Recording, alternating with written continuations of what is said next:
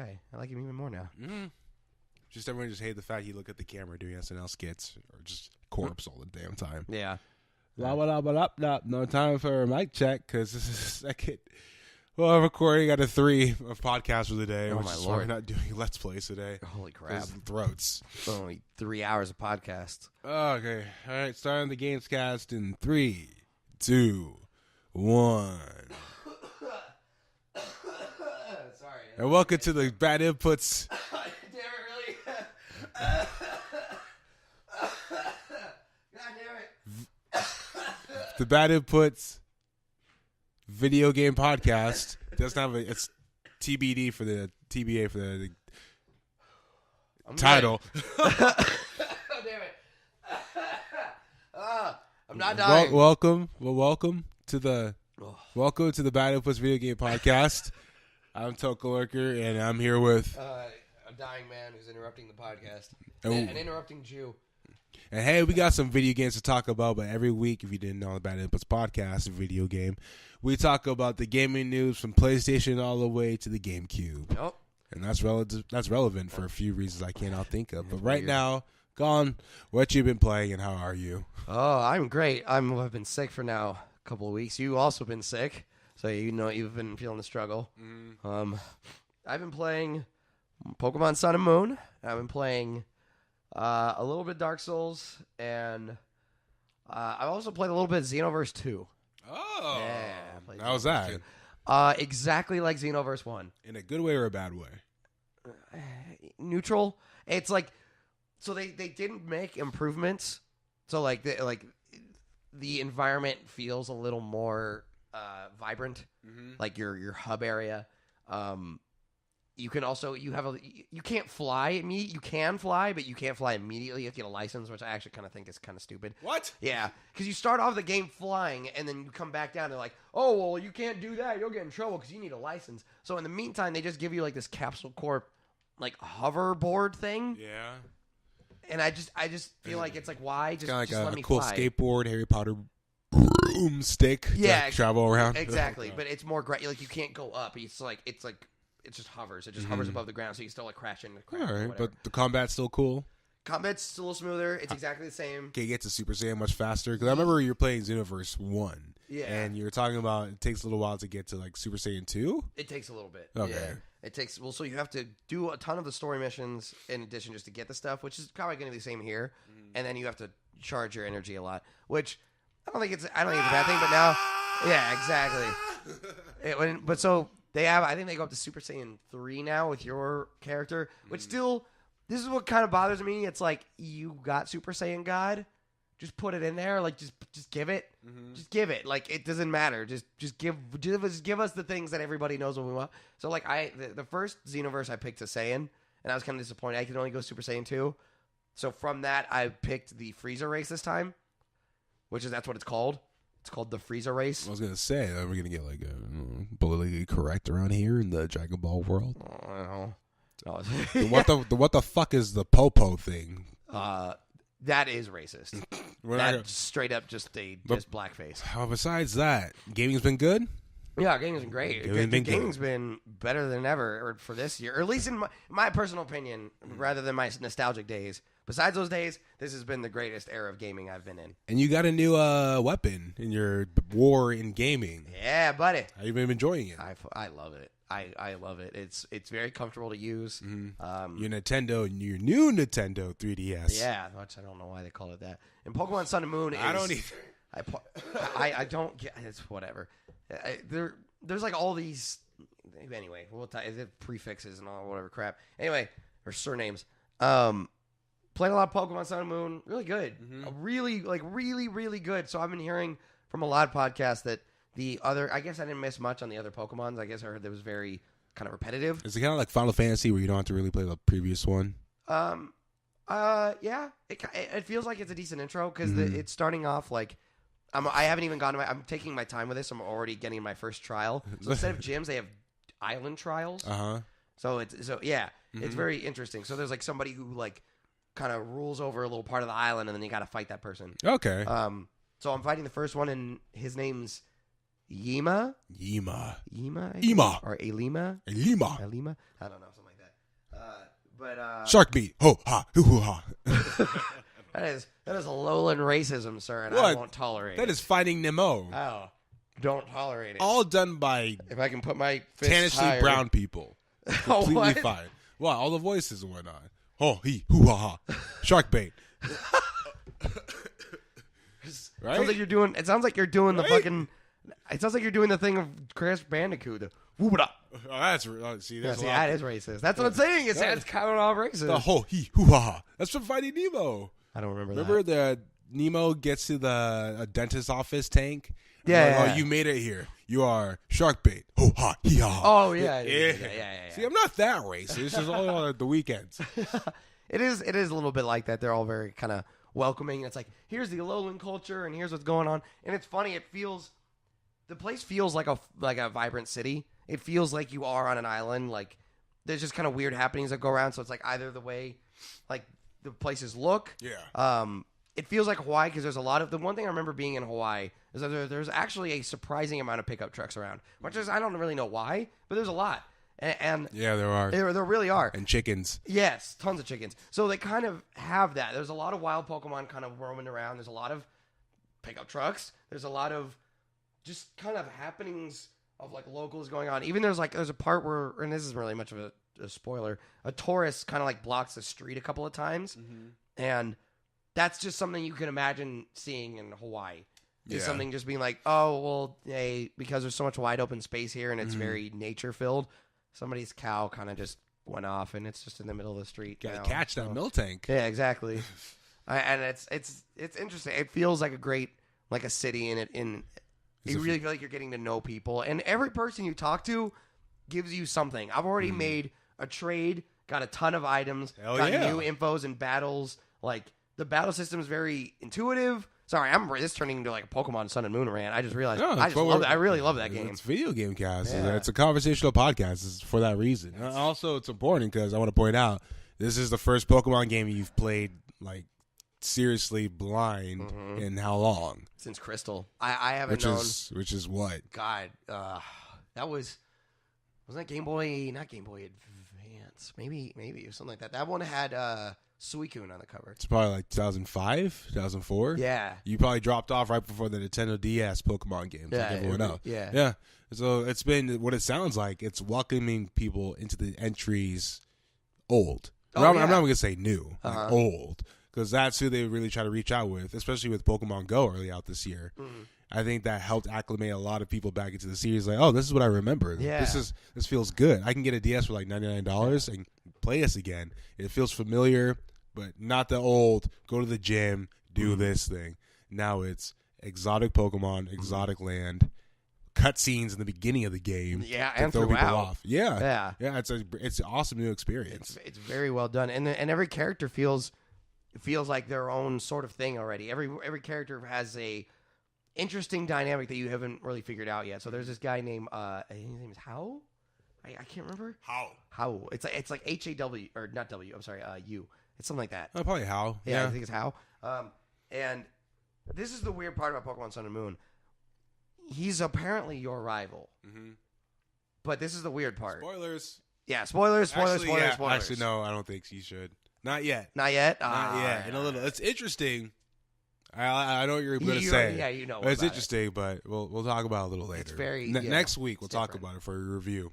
It's a very different feel, but as you said, it kind of has the nostalgic Pokemon feel because there's a bunch of Pokemon that are new in this Alolan region and ones that are old that I've never seen before, or technically in this case old because I haven't played this game in 10 years. That's awesome. Yeah, it feels new and refreshing to me, and I still see old Pokemon that I catch. Like I have the new Alolan Rattata, which I just wanted to catch.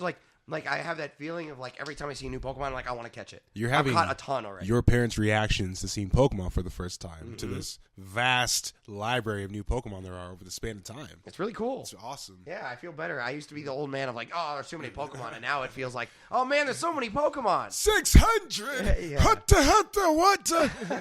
It just feels like more options.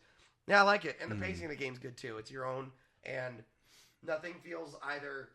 It feels open enough where you can explore, but not too open where you're going to get lost right off the start. It's very, very streamlined to kind of get you involved. So I'm sure after this first trial, it'll be like, all right, now, bam, go wherever you want. Exactly. It kind of releases you out. I'm assuming, but I don't know yet. We'll see. All right. Sounds good. When I get 3DS, the first thing we're going to get is Sumo. And then some Persona games, hopefully. Sumo. Pokemon Sun and Moon. Oh, Sumo. I keep forgetting that's what it's called. It's so weird. Sumo. I heard the games are 12 hours apart. Yeah, so that's the difference. So Sun, for me, Sun, so every time you play it at night, it's daytime in the game, and then vice versa. So then I think Moon is where it's supposed to be. So Moon, if it's day, it's day. If it's night, it's night. That's all. Oh, yeah. Yeah, pretty cool. I've been playing Let It Die. It was revealed at PSX last weekend of early December. You're watching me play a little bit of that here. From Gung Ho Studios, and the people that made No More Heroes, and I can't anything else that looks like that cell shady-ish action, fast-paced, bloody as hell kind of game. I like it. And it's same kind of concept, but it's roguelike. So you have a character that you're going to use new every time you die, go through a randomly generated map. In this case, it's a tower, and you have, I think I'm going to guess 20 to 25 weapons you can master, different abilities for those weapons, plethora of things you can do at your home base called the waiting room, which is kind of like the basement floor of this giant, I don't even know how many floors there are in this place, but the fun part is you can invade other people's waiting rooms. That is really cool. And so you can destroy everything they need to like save their items or save money to like do for research and development. So you can intentionally screw them over. Like, so I'm Team California naturally versus like Team whoever the fuck cares. United California, it doesn't matter. And then like your research and development dude looks like a very fancy Hitler. It's that wacky Gung Ho Studios type of feel. It's a very Japanese RPG-ish, but in an action game. And it feels like an MMO, but not everyone's synchronized. So you don't see other people. You'll see their characters, but I don't think it's them playing. It's just their bodies. It's like a ghost replay sort of thing. Yeah. So I saw CJ. He died when we played here like last week. He died like on the first floor of an area. I was playing it a couple days ago, and I saw his body. He came out and attacked me. Yep. And like I let you know too if it's like a former player, like a shrill violin noise. Like goes in the air. It's like, oh shit, it's time to fucking fight. Oh, that's cool. I like that. That's kind of scary. Yeah. And so things carry over. Don't be afraid to die. It's a roguelike. You're supposed to die a lot. And play it for free. And also, we thought microtransactions would hurt it. Eloy walked by like 8 like rainbow skulls. Holy crap! Dude, in the waiting room area. Yeah, they give it to you as a reward. Oh my god! I was like, oh shit. Oh, so it's actually progressive. So it's like Overwatch where you don't really have to. As long as you play enough, the microtransactions are useless. Yeah. I like that. That's how microtransactions should be. It shouldn't be something where it's this extremely slow paced thing where you're tapping your foot for like an hour or two, and then it's like, well, pay, and then you it's quicker, and it's like, I like this format of you can play, and if you're feeling impatient, you can do it. Yeah. But we're gonna give you enough where you shouldn't feel impatient, where you should feel enough where you go, hey, I'm progressing somewhat slowly, but I'm progressing and I'm having fun with the game. Yeah, you're never going to feel like you have to pay money to continue at a certain spot. Yeah, absolutely. They have the shortcut elevators like Dark Souls. It's fine. You'll be able to get back to where you need easily. That's I Let It Die sounds like it's a good sign of things to come. I think more people should kind of follow that strategy of games if you want to do the freemium shape of things. I feel like that's the best way. But the combat's a little clunky. Yeah. But hopefully, if there are patches coming to it, it's a great free-to-play game on the PS4, which is something that only happens on computers mostly for F2P. So yeah, try to get your hands on it, try it out. If it's not good, delete that. Yeah, if you can't deal with clunky, and clunky's, I feel like it's very small, and especially for a game that's free. You know what I mean? Like it's like you can get used to clunky controls if you don't have to pay a dime for it. Because it didn't take them like 10 years to make it, like other games. Like The Last Guardian or the Final Fantasy XV. We both have not played these games exclusively, but we have seen reviews, gameplay, and enough to harp on it. Yep. I think you saw a little more of Last Guardian. I did. So what do you think about that? It's very interesting. It's got great tools. Like it's got great things that it does. It does the feel of Trico as an organic pet. It looks and feels very real just from what I watched. You have to give him these certain barrels to kind of lure him and feed him and kind of get him to obey a little better. Yeah. And there was kind of a part, and I watched this from Jim Pressions, and he kind of had a little problem with it, but I didn't see it as that. He said you have to put it in a certain place so he can eat it, and if you don't, then he'll kind of like bat it around, kind of like a cat. Oh, geez. And I was like, and I get how that's frustrating. So that's what I'm hearing. A lot of the complaints are like, the camera's very odd and not very well done. The controls are a little stiff.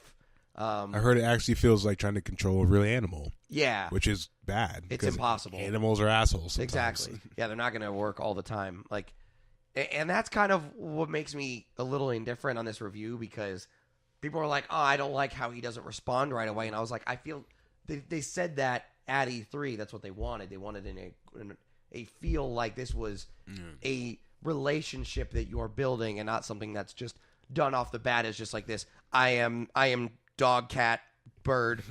Make me do things. Yeah. Very weird. It's a battle cry. That was my bark. my bark scrawl. It's a dog bird. It's a scrawl. So It's like somebody who's like trying to do opera and they can't do it very well.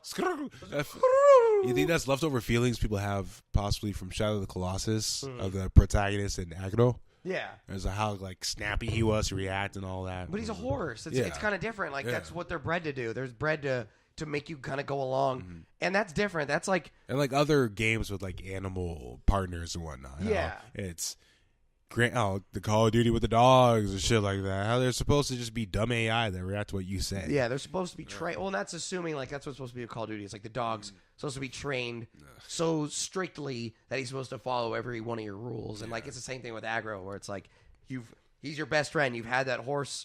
Horses are designed and been bred to be ridden on, kind of thing. So like this is like this weird dog bird creature that has its own mind, and it's so big. It's like, and you're this little kid. It's like, what are you gonna go? Oh wow, you got a plate that shines a light. Yeah, that's not gonna do anything. You know what I mean? Like, so I get the people's complaints, but at the same time, I feel that's something you kind of need to embrace. I think that's what made Shadow of the Colossus so good, in my opinion. Yeah, was that it didn't feel like it was going to work right away. You had an idea, but if you didn't manage your stamina and you didn't make the right approach on a bucking animal, a giant bucking animal, literally bucking, not, you're going to have a problem with it. Yeah. I just feel that's what it's supposed to be, and I feel like that's a legitimate complaint, but one I feel like it is like Dark Souls with frame rate, where it's like, yeah, that's there, but that really shouldn't affect my gameplay too much if I understand what's going on. But I get it. Yeah, it's the 10 years. Exactly. I've heard it looks and feels like a PlayStation 2 game. It's the issue that is going to be affecting Final Fantasy XV when the dust settles. After the honeymoon phase, that honeymoon phase when the game comes out, it's annoying because nothing but good things to say about it. The important question is, are you still going to be playing these games? Are you still going to be thinking about these games down the line? That's what makes a good game amazing. Absolutely. When no matter what, no matter if it's 2017, December, October 15th, you're like, oh my God, damn. I cannot forget the first time that I picked up blah, blah, blah game. And I'm still thinking about it to this day, like you're cheating on it, like a girlfriend, some shit like that.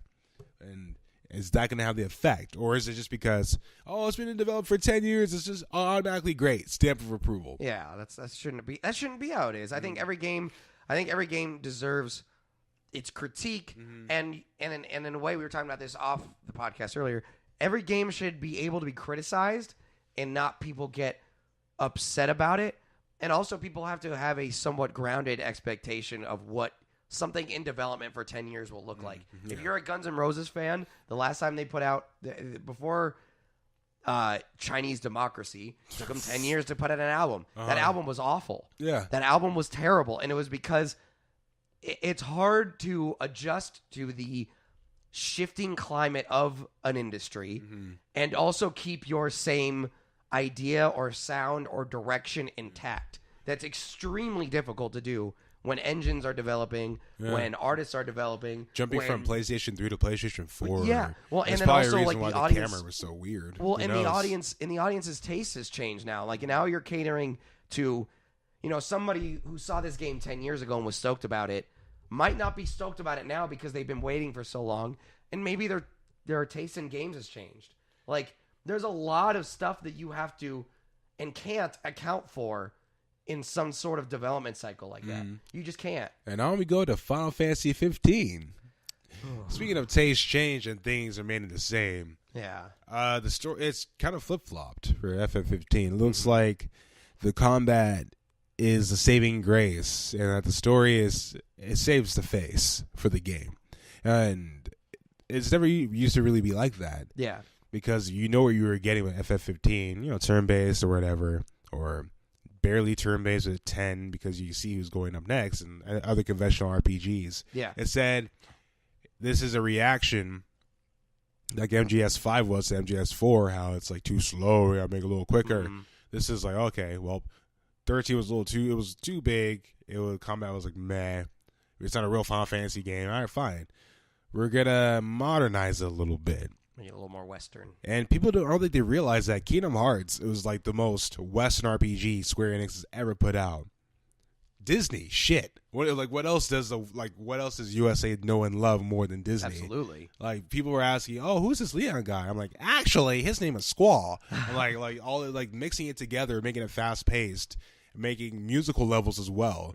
Like, that was as down to earth as they could make it without making it a JRPG or Japanese as hell. Yeah, absolutely. This game, they implemented a few things: clothing, selfies, conversations in the car that I'm glad people are getting to experience for the first time in FF15 series or Final Fantasy series. But I feel like a lot of this has been done. But then again, it's like what Jason Schreier has said, Kotaku, it's a Final Fantasy game. And it's a good one, and that's why it's scoring high, I feel. It's received really well. Yeah. At the same time, this 10-year thing, you're damn right it better look good for how long it took and the power the PS4/PS4 Pro has. That's why time you had, to screw with your dev kit. And that's why people are so amazed with the combat. It's like, all right, well, the world looks amazing. Stories, whatever. They're patching the story, whatever that means, because of the required reading before you play the game. That's a whole other. We can go on a long conversation about that. If we really that's anything. That could be any form of media, not even just Final Fantasy 15. It just feels like a lot of work. Like, if you have you gotta read the book to kind of understand, or you gotta watch the movie before this one to understand. And it sets a bad precedence for your movie that's coming out now. That's true. Like, it will save grace if people are familiar with the past work, Ghostbusters with the women. But if people are familiar with the past work, it makes it a little more difficult. It does. That's why you might see more positivity coming from the newer gen seeing the reboot or whatever the new work of the franchise is, rather than the old harbor on the past. Yeah. Which is what Final Fantasy is right now. People enjoy it. Old people kind of hate it, but everyone's ready to fucking move on to 16 and Kingdom Hearts 3 and the FF7 remake.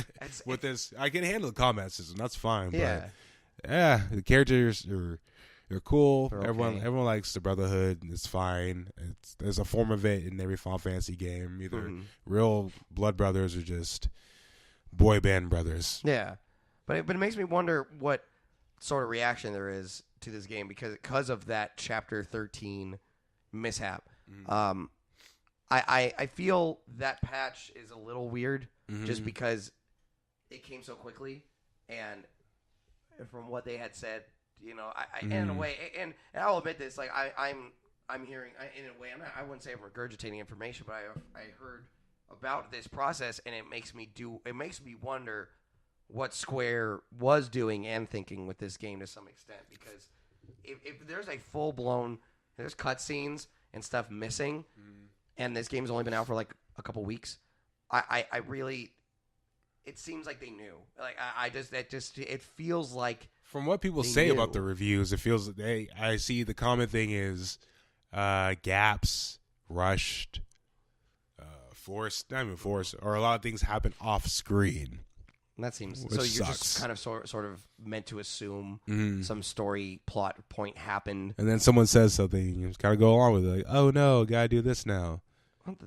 Yeah, I mean that seems a little disjointed. Like, I guess it doesn't seem like it's a huge problem, but it's kind of it's not huge, but I think people just want to see everything that could possibly happen. Yeah. So that's probably why they feel that way. Well, but there might be some unrealistic expectations, as you said, after 10 years. It's like it's hard to get everything right, just as much as it's like there's two sides to this coin. It's like as a developer, you have to be very vigilant of what's going on around you and making sure that what you're doing is something that you feel is going to, as you said, people go, I picked this up. Wow, this is really good. Yeah, I waited 10 years for this. Yeah.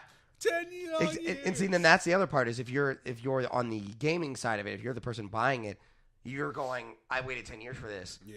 This needs to be really, really good because I've waited patiently. Like I'm a full-blown decade older. Like, yeah, people have kids. That's why, when the reboot for Crash Bandicoot was announced, they're like, yeah, I get to play this with my kids. And see what I saw. Mm-hmm. Yeah.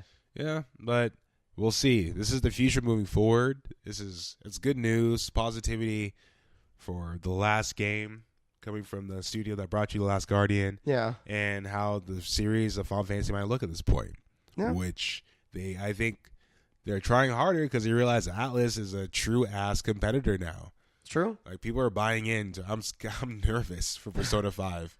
I don't think Square understands how much this game is going to sell. It's going to sell. I don't think hotcakes. I don't think they understand. Yeah. And that they have to really treat them not as underdogs but as equal competitors now. It's going to do a lot better than I agree with you. I think people are very intrigued by this game, and the more the Persona has shown itself to be extremely well done as a game, it's just absolutely going to happen. Like this is the thing I've also kind of noticed, and we've talked about this before. These cult classic games are ones that a small number of people played, or a good number of people played, but it didn't sell well, stuff like that.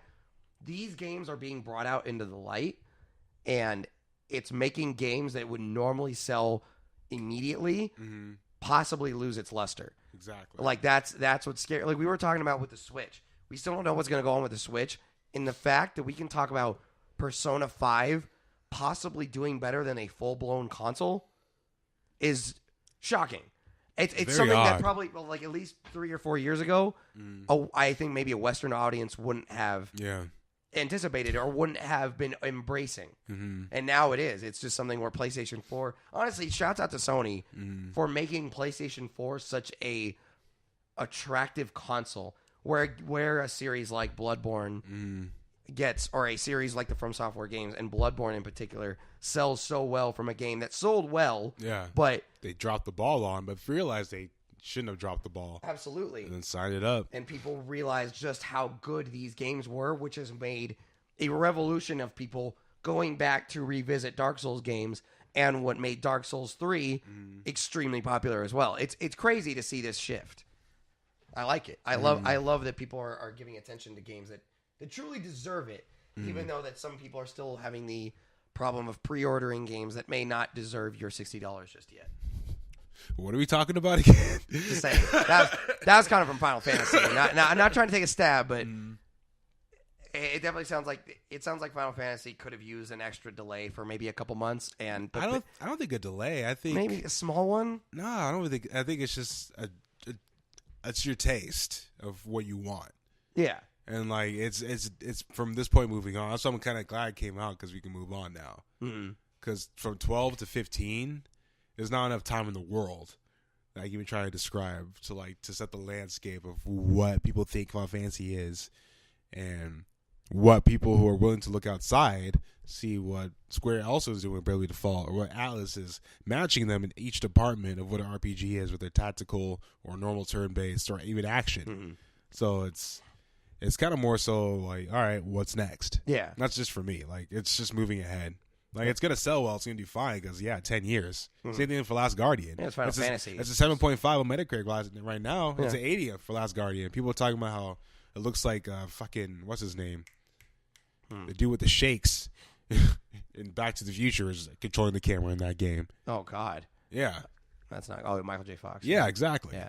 So these games are going to do really well, but despite its flaws, come down to some it's flaws to some, to others just it's just it's a niche. Yeah, it's something that can affect. It's fine. It's strange. It comes down to truly your personal preference and high of a spectacle you hold each of these studios to. Truly, I mean, it's awesome to see. I'm happy for the gaming community as a whole that they are finally getting their hands on these games. Shut up. It's just very interesting to see more how the future of gaming will be. That it still becomes a thing where games are kind of, and it's fine. Like we've gotten in this era where games aren't finished. JRPG is a Western RPG right before our very eyes. Yeah, Final Fantasy XV. It's awesome. I don't think.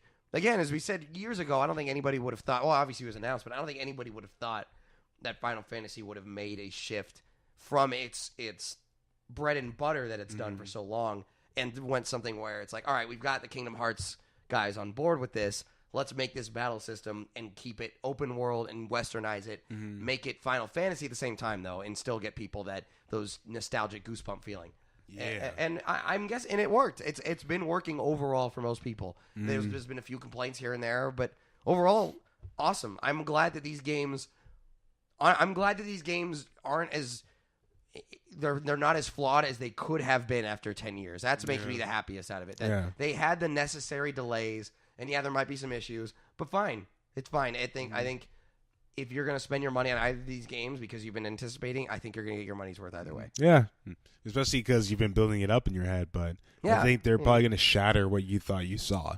Yeah. Especially considering it could be on a completely new console at this point, like the Nintendo Switch, with their whole console generation between these two games. That's crazy. But I want to talk about the Nintendo Switch because some specs and some more rumors are coming out. The special stream is approaching very quickly. January 12th it is? Okay. Where do we start? Because this is a lot that's kind of happened in the last week and a half or so. This is going to be the major topic of the show, pretty much. We do Jimmy Fallon. We'll start with the skeleton. There's a way the Nintendo Switch might be manufactured in a way you could take it with you on the road. You might be hearing the term USB-C being thrown around. It's a good thing and it's great. Well, it is because it's pretty much the same concept of charging your phone or your tablet. You're going to have a little block, you have a little wire, plug it into your Nintendo Switch, take it with you anywhere, and you're good to go. So that's a great sign. Good technology. Charge up that 5-hour battery life, I'm guessing. I don't know. Yeah, I would think it's somewhere around there. And keep it going. I like it. It's smart. I think Nintendo seems like they're covering all the bases with this hybrid. And we had discussed it. I actually was talking with Olu, who was pretty intrigued about it last night, and we were kind of discussing it, and we said that in a way it's innovating. It copied the Vita in a way, but it's copying the Vita. It is, but so this. Well, we said it before on past podcasts. But it's just the difference is that it's all in one. It's not something where you have to buy a separate console and then a separate mobile thing. There's no bundle, right? No, but like the Vita, you weren't even. It was sold as a handheld, not as like a hybrid. Yeah. The bonus is that it could be a hybrid. Yeah, but it also had its own games. Yeah, exactly. Like it was kind of its own exclusive like handheld thing. This is like you're getting everything to take with you. In one. It's the whole. That's the big package. That's all the whole thing, and that's. I think that's really cool, and it seems to be very. I don't know what the process is with PlayStation to place to the Vita. Is it smooth? Is it very like because from what we saw with Jimmy Fallon, it's that's the other thing. You just plug it straight in and it goes straight to the TV. You take it straight out, it's right on the go. Like, if it's on a cartridge and not like running on like Wi-Fi or internet, like how the Vita was like made to, it should run really smooth, like that's a awesome. DS. Good. That's why I like this is like it's gonna work this way. Yeah, and they have and as you said with the charging system, it sounds like Nintendo's really they're doing well with this. The next part is the USB, which we'll see. Like more so with adapting to controllers and stuff like that. But a USB-C is big, and also the other announcement for the Switch is the Virtual Console. Oh, the VC. GameCube Virtual Console. I was gonna say, speaking of Vita, Shuhei Yoshida had a couple things to say about the Nintendo Switch. Oh, did he? In short, he said it's unique. It's good for core gamers. It will cover a new market. When asked if he thinks the Nintendo is still seen as competition in terms of hardware sales, or they exist in a completely different market, he said, I think they're going to cover a new market for themselves, which is similar to what everyone was pretty much saying about the Nintendo Wii, and slightly about the Nintendo Wii U also. Yeah. So it would apply to an audience that's kind of not really maybe paid attention to, or a broader one. That's why I was like, I think he could have said a market because that's similar to the Vita, but this is full on going with one console with nothing has ever done before. Yeah. So we're going to have the little USB cards, just take it on the road, bring it back, and not get extra money from buying like a DS spinoff and making sure everything is one. Yeah.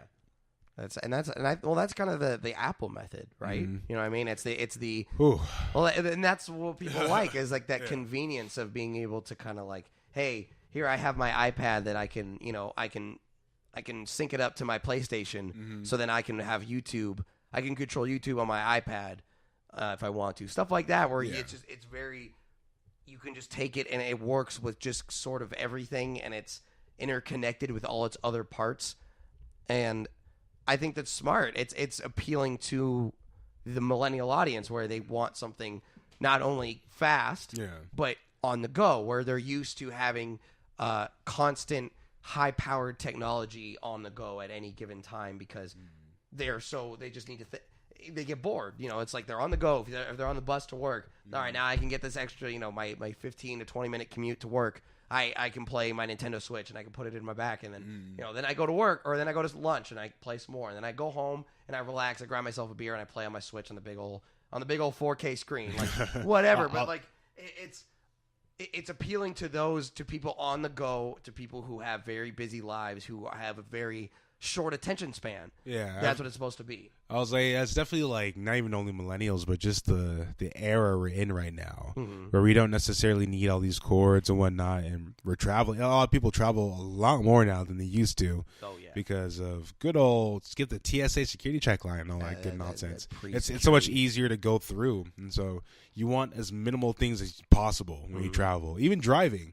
Shit, even like packing 2 cords, even. It feels like it's a luggage. Whole luggage is 2 cords for 2 iPhones. Yep. You're like, you want me to put... My sister's like, can you put my charger in your bag? I'm like, my charger's already in here for my Vita and my iPhone.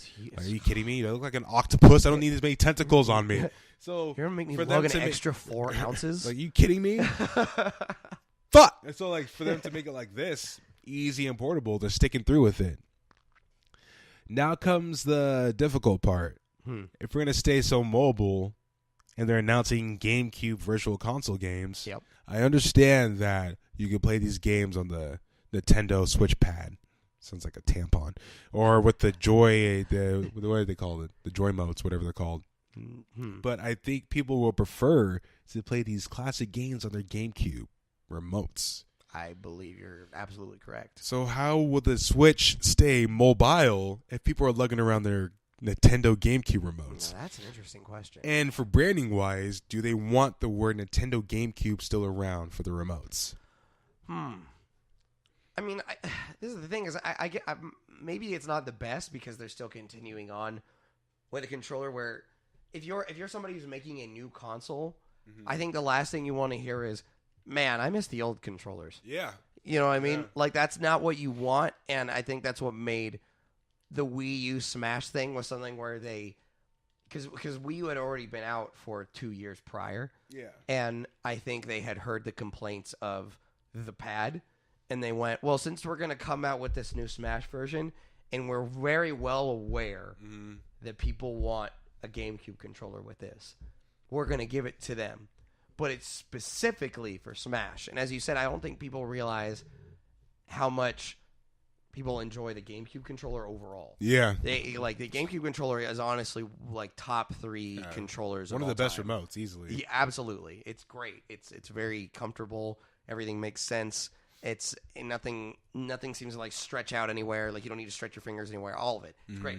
But as Nintendo's style is, as you said, they like to innovate, and innovation means stepping away from the past and trying to separate yourself from that.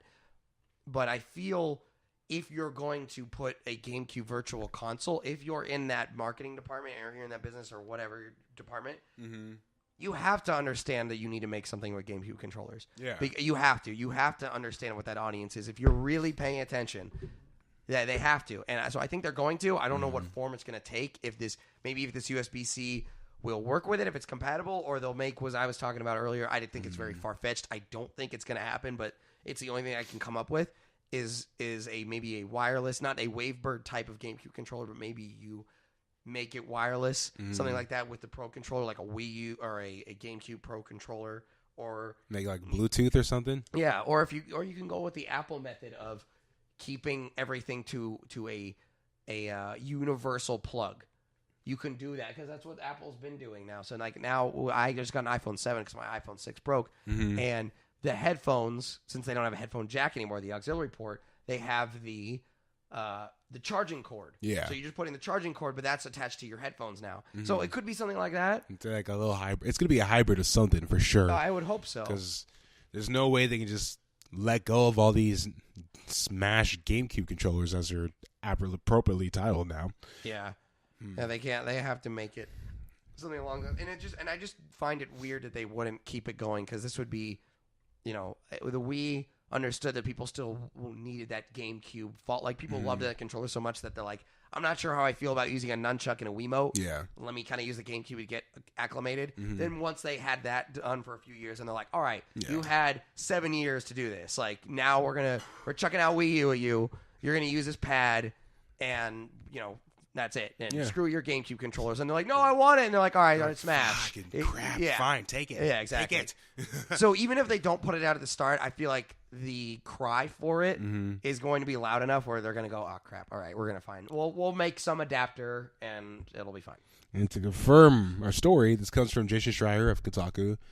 He says Nintendo will bring GameCube games, including Super Smash Bros. Melee and Luigi's Mansion, to the Switch via Virtual Console. That's awesome. Citing anonymous sources.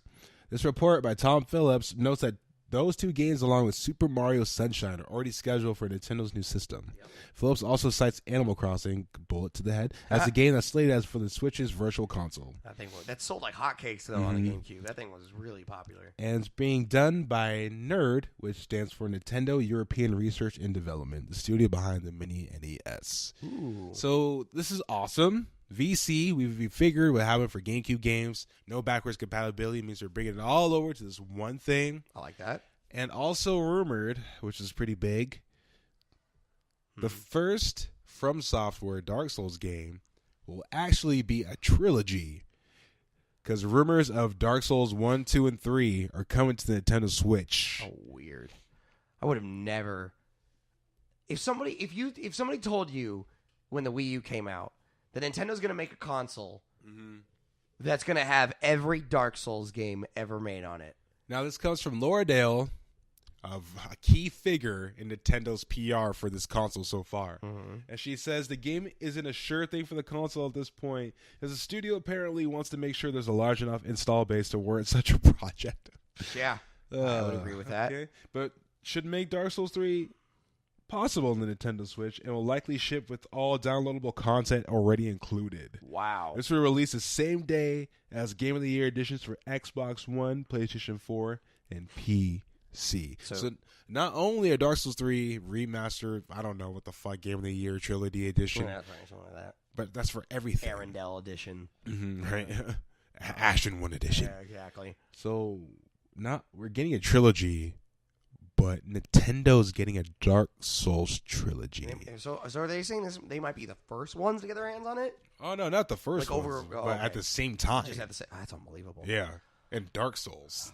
Like, Call of Duty was a pretty big deal on the Nintendo Wii. Well, this is huge. Yeah, this is enormous. You're really now spreading out your audience. You're because we were saying it mostly appealed to people who had kind of like a family-oriented view of it. Yeah. So it's like it was either for little kids or it was for your family, and you hung out and you did party games. Yeah. Now it's like, oh no, we're going to gamers. We're stabbing people. Yep. I love that. Well, so what do you think the price point's going to be? I'm thinking like $90. I was thinking 65. Do you think 60? So I was wondering if they would be willing to do $20 a game. Yeah, probably. Yeah, because especially by the point the Nintendo Switch comes out. That's true, by March. If this comes out a little later, not even in March, like the holidays. Yeah, probably like I'm gonna say like 50, 60. That makes sense. Yeah, since all the game, especially Dark Souls 1 and 2 definitely wouldn't be expensive. It's more 3. I was thinking of. Yeah, it's all the DLC though that I'm trying to like even say it's 60. True. I would say 40 with all the DLC, but 60 with everything included. Yeah. But that's me lowballing it. Oh yeah, I'd say between $50 and $70. That makes sense. That would be also good news for the Switch, man. And if this stuff continues with getting 2K and all the stuff we saw in the trailer, Nintendo Switch is gonna have a good life cycle. Sticking to promises also, and they came out on Jimmy Fallon at an American late night show hosted by the host Jimmy Fallon, former actor, and Reggie Fils-Aimé from Nintendo walked out and presented Legend of Zelda: Breath of the Wild. It was one of those always. You had it. I'm never gonna get it. And it was fully playable. He's playing on his Nintendo Switch. Yeah. And it was very easy. It literally just went, all right, here. I just took it out. Here, it's done. Like, it was that simple. And that was one of the things a lot of people had been skeptical about was seeing if it was going to be that simple. And it was. And that's very encouraging. Yeah. If you're a Nintendo fan. Especially on live television. Very bold. Yeah, right? A lot of things have gone horribly wrong on American television. Absolutely. Some people have been discovered as phonies. And dude, in Zelda on the Switch, on that screen, which was like a projector tarp, looked actually really good. And made up for that horrible thing we saw at the Video Game Awards of Bill Trinen and his boy Let's Playing on the couch. Yeah, that was not good. The weird frame rate. Yeah, that was really bad. I didn't really get that. Yeah, it looked much better. It looked much smoother. That was I think Nintendo Switch is actually so far all signs point to it being okay. It sounds day one to me at least. It does. I'm thinking about it. You got GameCube Virtual. So you go GameCube Virtual Console. It's on the go. You have Breath of the Wild. You're gonna get a new Mario game the minute it comes out. GBA Virtual Console probably too. Oh my god! And you're gonna get a Dark Souls trilogy and a Pokemon Sun and Moon Gold, whatever they're calling it. Yeah, a Pokemon Switch game. Yeah, why not? Yeah. Oh my god, this is gonna be. Dude, in 2018, we might say this console is beating all the other ones. Possibly. That's tentative. It's all about those cycles, baby. Everything happens in cycles. God, the console wars are back. They're legitimately back. Possibly. No.